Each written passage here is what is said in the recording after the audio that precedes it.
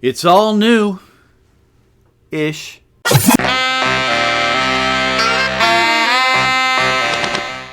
Hey there, it's Teddy coming to you from down in my record room with yet another vinyl orgy. And invited to this orgy are some new-ish recordings, mostly from 2017. And it's all in honor of my brand new right eye. Yeah, I had some very successful cataract surgery. It's awesome. It's like a new lease on life. It's kind of like they screwed in a fresh baby's eye in there. It's just fresh, clean, totally awesome. So yeah, new it is, new it shall be, and let's get to it.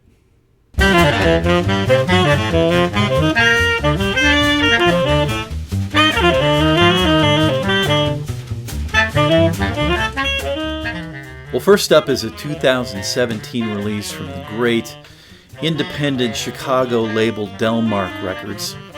It's from the Jason Stein Quartet. It's called Lucille. And the focus here is on an artist whose singular and primary instrument is that great, woody, deeply organic sounding bass clarinet. You know, the likes of Eric Dolphy, Anthony Braxton, David Murray, folks like this have had the bass clarinet in their arsenal, but not as their primary focus.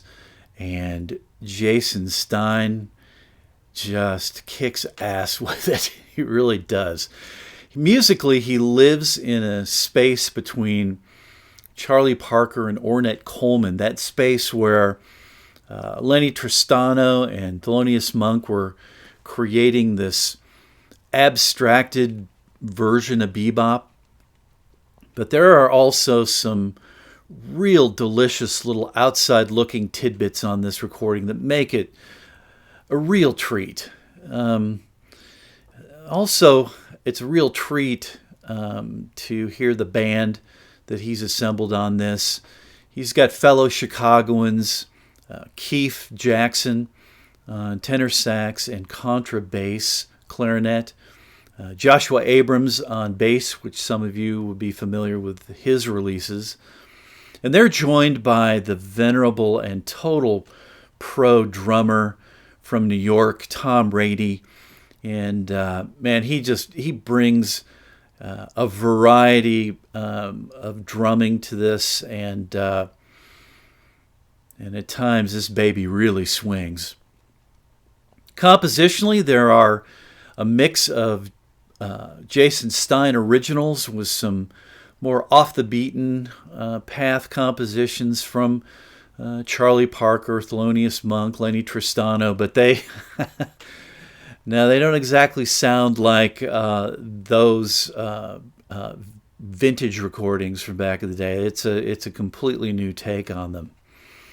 But what really, really stands out on this album for me is this immensely intricate and crisp interplay between Jason Stein and Keith Jackson. I mean, both in unison and in counterpoint. It is really stunning and something to behold. And I'll tell you, when you combine a bass clarinet with a contrabass clarinet, wow. It is... it's kind of like a warthog and a wolverine locked into some kind of jiu-jitsu combat. I mean, it is just purely visceral and incredible. Let me step back for a second so you can hear a little bit of this woolly interplay.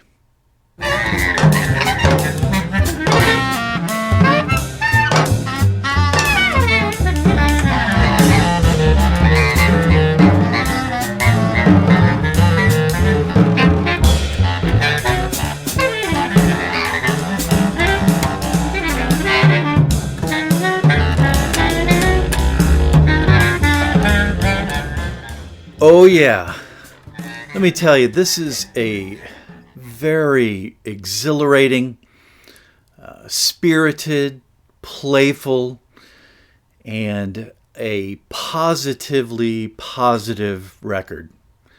The Jason Stein Quartet, Lucille, the Delmark Records label from 2017.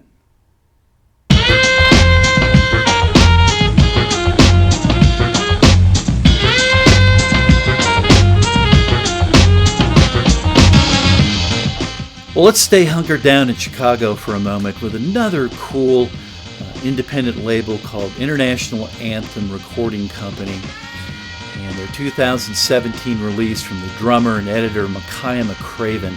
It's called Highly Rare.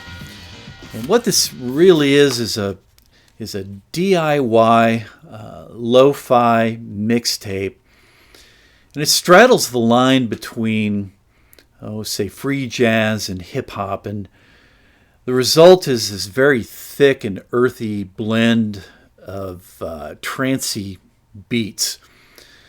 So the bass level for this recording was an evening in a club of improvised music recorded on a 4-track cassette player.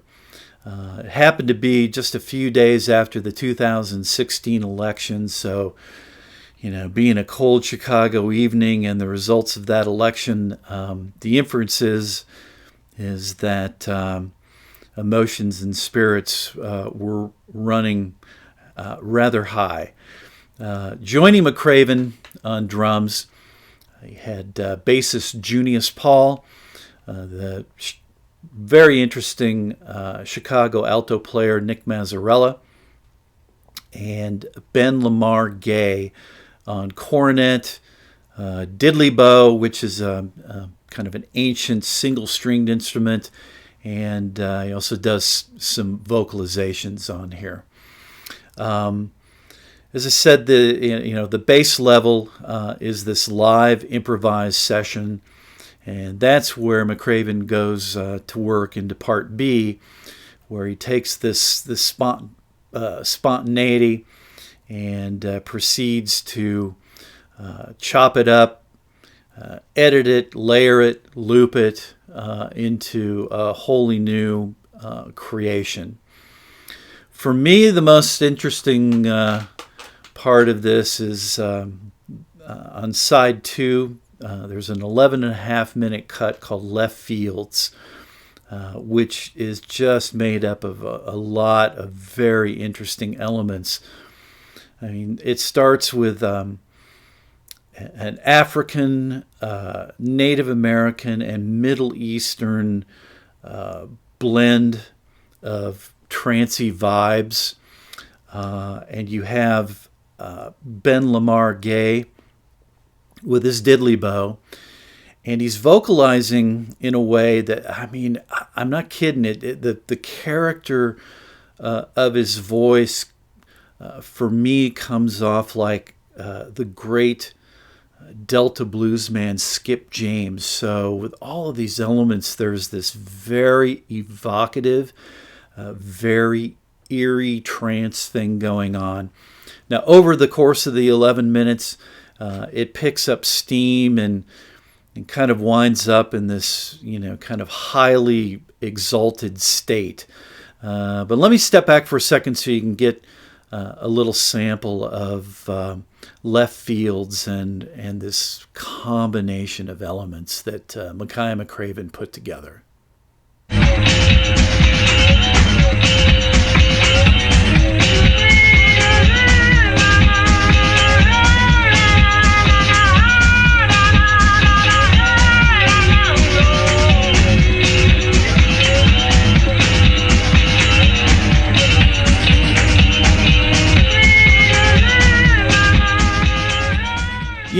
Like in the past when jazz and rock found a shared space, it'll be interesting to see if this particular blend will take significant root and grow.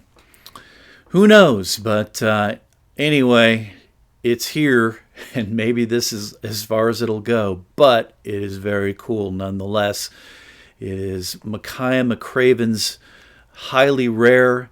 the International Anthem Recording Company from 2017.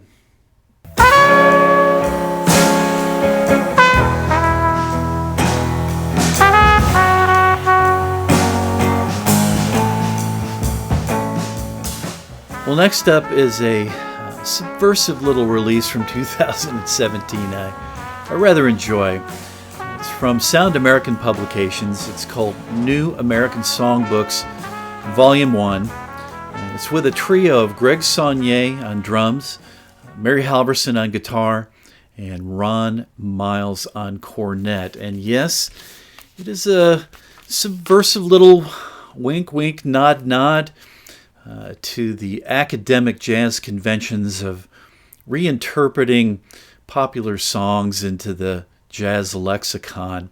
They also do something with the cover here where they ape the artwork and design from New World recordings and many of their 20th century classical releases. So it's kind of a little double-edged subversion that is quite fun. The numbers that are selected are very personal choices from the band, and all are unexpected.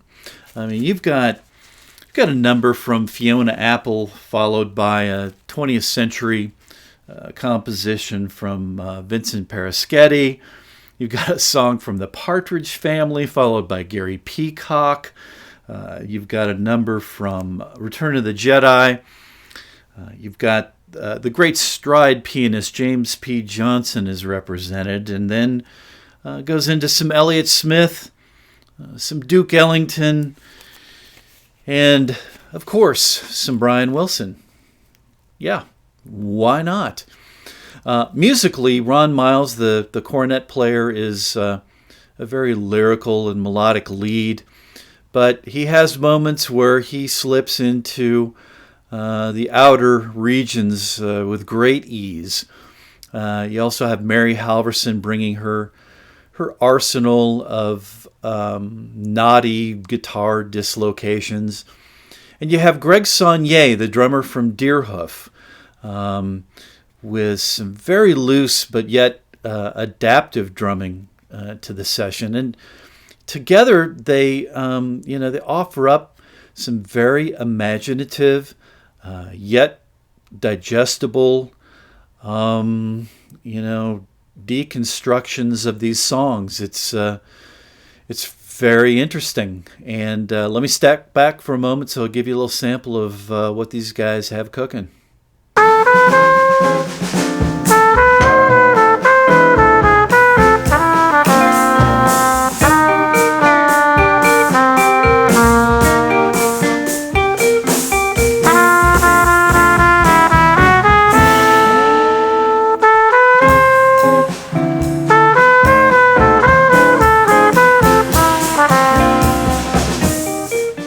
Yeah, I'd say this is generally a laid-back affair with mild touches of weirdness. It's very enjoyable. It's New American Songbooks, Volume 1, from Sound American Publications from 2017.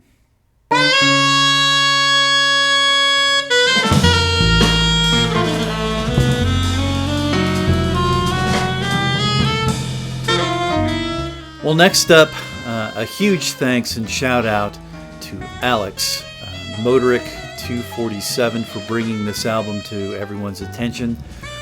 I know that Diana, Digging in the Crate, recently featured this album as well, and for very good reason. This is some high-end improvisational free jazz at its finest. The album's called Proton Pump. It's a 2018 release on the Family Vineyard label, and it features Japanese free jazz veteran Akira Sakata on alto, sax, clarinet, and some vocalization. There is the duo known as Chikamarachi, which is Darren Gray on bass, and the freak of nature known as Chris Corsano on drums. And man, this guy is all over this album. He is on.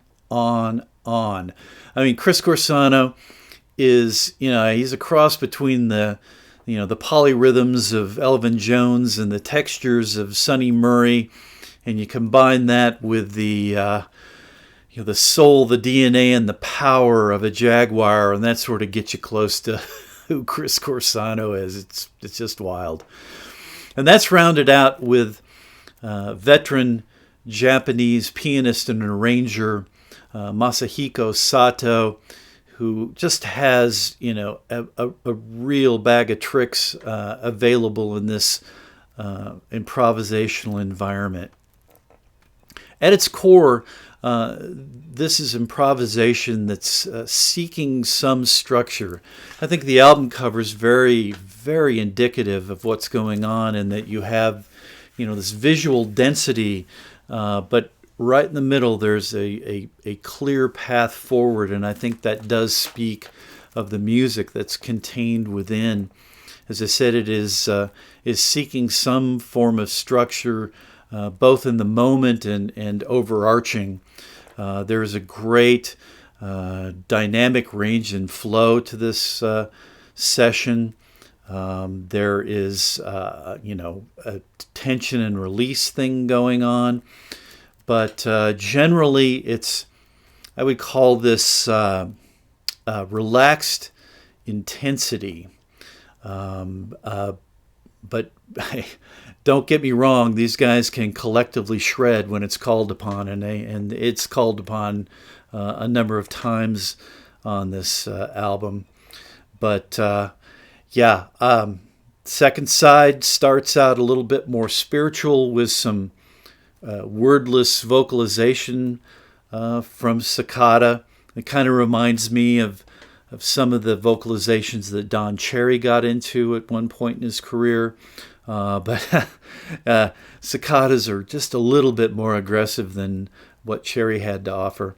But I would say really some of the best moments for me in this are when the rest of the group peels away and there's some duet moments between Cicada on alto sax and Sato's piano, and these two are just master listeners, master reactors.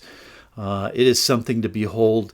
Let me step back so you can get a moment of one of these little duet elements that are within Proton Pump.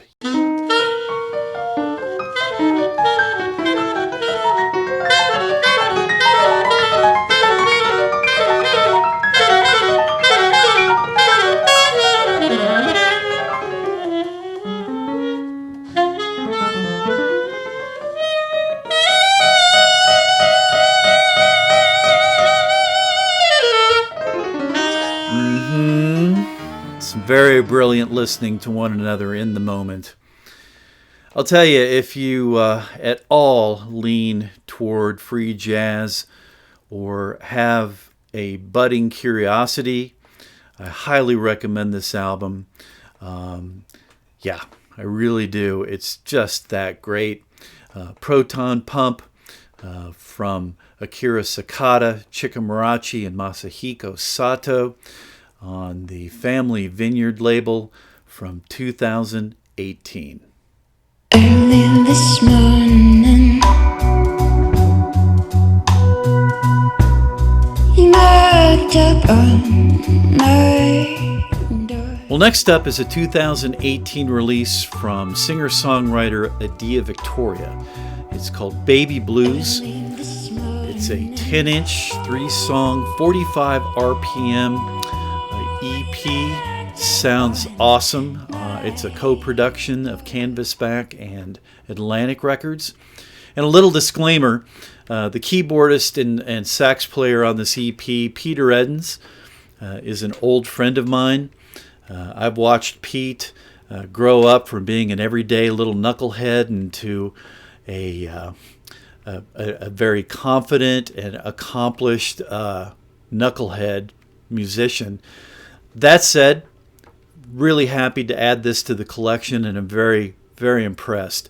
Adia Victoria, as I said, is a singer-songwriter that others have kind of given her the label of her music, a label of gothic blues, and that's not too far off the mark. I mean, there is no doubt a dark and haunting ethereal quality, atmospheres that she creates with her music.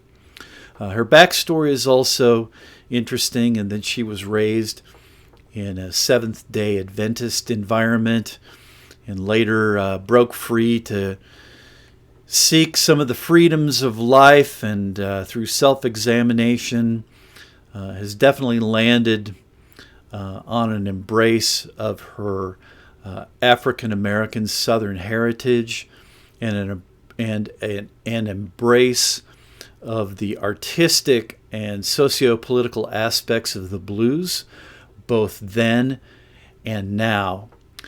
So she came out with this 3-song EP that reinterprets, reimagines 3 vintage blues songs, one from Robert Johnson, one from Victoria Spivey, and one from Lee Hazelwood, of all people. And she runs these through her evocative, gauzy feng shui. This is definitely not your grandfather's blues. This is not a typical blues record in any way, shape, or form. There's a real fragility to her voice, and it interestingly rubs counter to some very rich, very assertive, and at times muscular music. There's, I feel, a little bit of a touch of the Daniel Lanois school of murky and eerie production that was accomplished at Atlantic Studios in New York. So let me step back for just a second so you can sample a little bit of what I'm talking about with Adia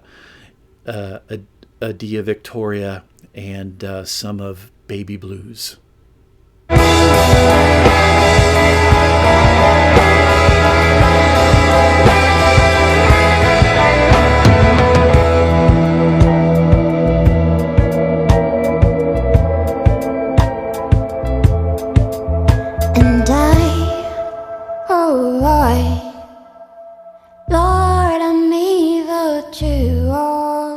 You know, it takes some real balls to take on the music of the great Robert Johnson.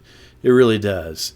And I got to say that Adia Victoria's vision of the blues today has a very fresh and vibrant feel to it, while at the same time there's a deep nod to her forebears. So I respect her, and I respect this quite a bit. So, yeah. Adia Victoria, Deep Blues, 2018 release from Canvasback and Atlantic Records.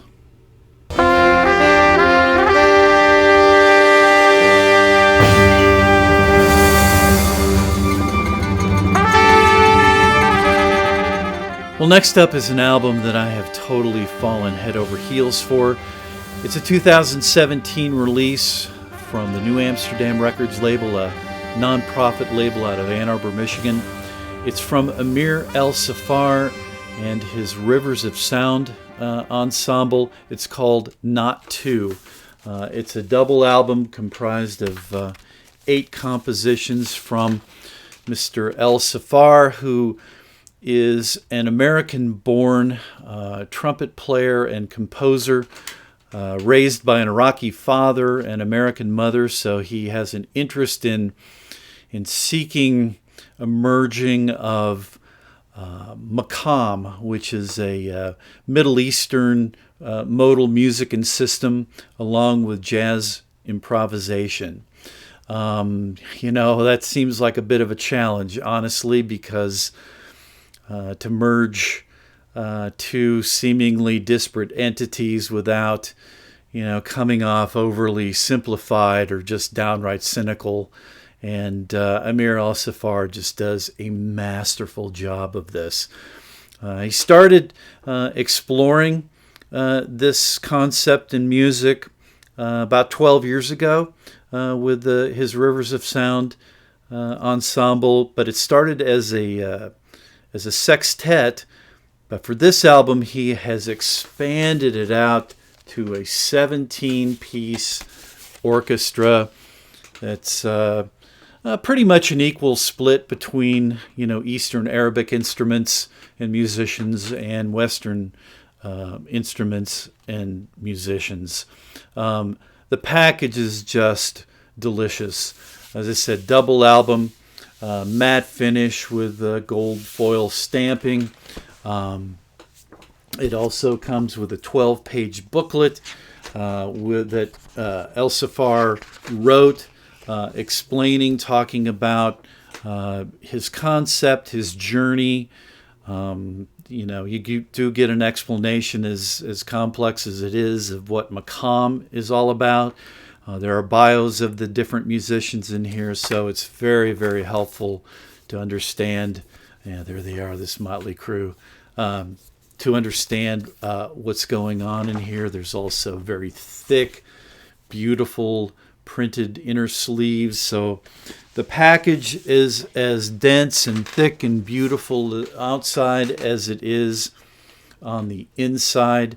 It's a recording and a music that is just immensely layered, complex, dramatic, organic, always intelligent, and beautifully arranged through and through. It's not a music that is solo-centric. However, there are some solos that occasionally rise up out of the tapestry of this music. But it is a music that picks me up and transports me to some other place, and I'm dropped off somewhere completely different by the end of it. So let's step back for a second and let you get transported a little bit as well by Amir El-Safar and Rivers of Sound.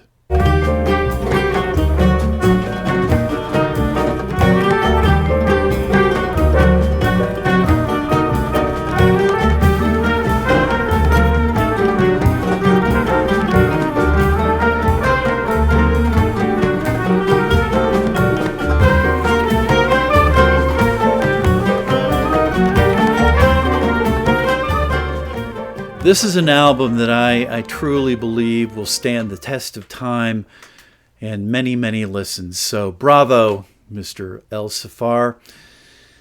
Not Two by Amir El-Safar and Rivers of Sound, a 2017 release on New Amsterdam Records.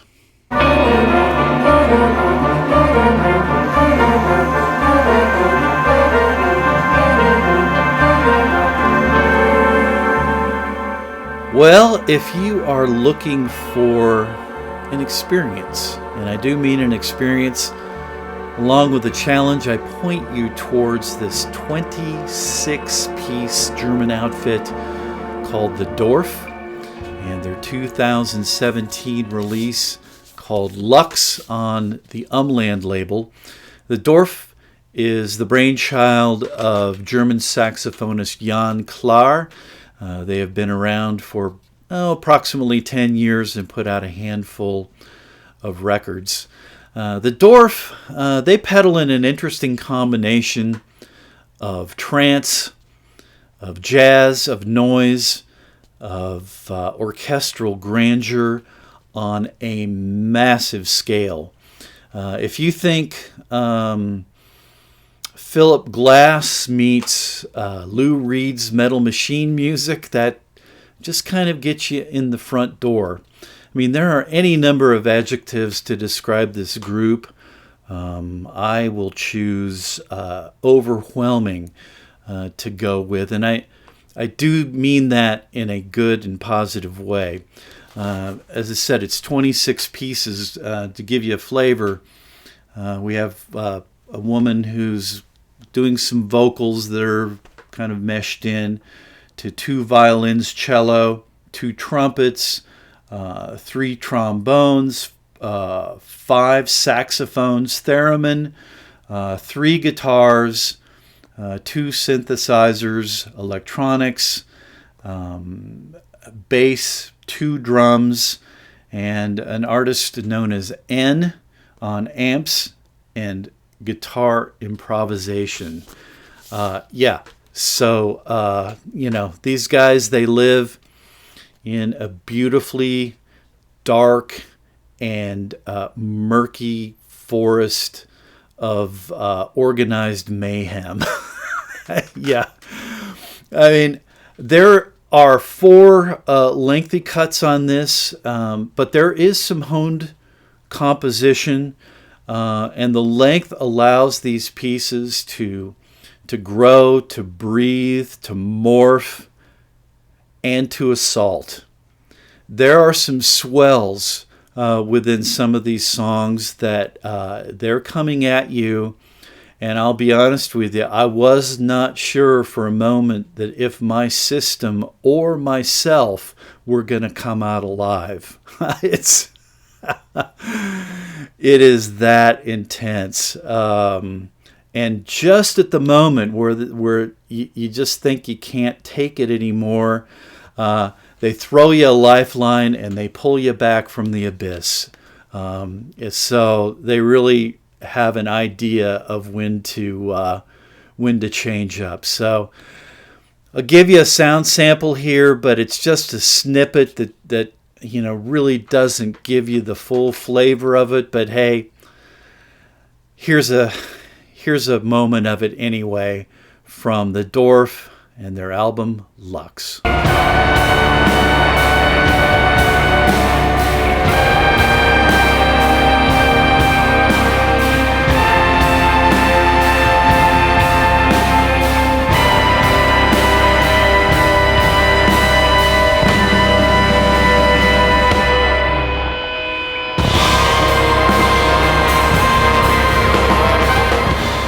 Well, this extraordinary music is meant to be played loud and on a system. Computer speakers, earbuds, even good headphones won't fully translate what is going on here and will diminish the experience. So consider yourself warned. That is the Dorf. The album is called Lux. From 2017 on the Umland label. Well, that wraps up this vinyl orgy. And as usual, I want to thank everybody. I want to thank new subscribers, old subscribers. I want to thank the people that just kind of drive by as well. So it's always a great experience for me. And I hope that it is for some of you as well. And part of that experience is the next step, and that's the comments. I love the comments. I would love to know what you think about these records. If something has particularly resonated with you, if you have any of them, what your thoughts are. And if you do pick up any of these albums, I'd love for you to come back to me and let me know what you think and what your experience has been with them. I think that dialogue is super important, more so today than ever. So, yeah, let's get to it. And you know what to do beyond that. Just do what you can every day to keep it in the groove, and I'll see you next time.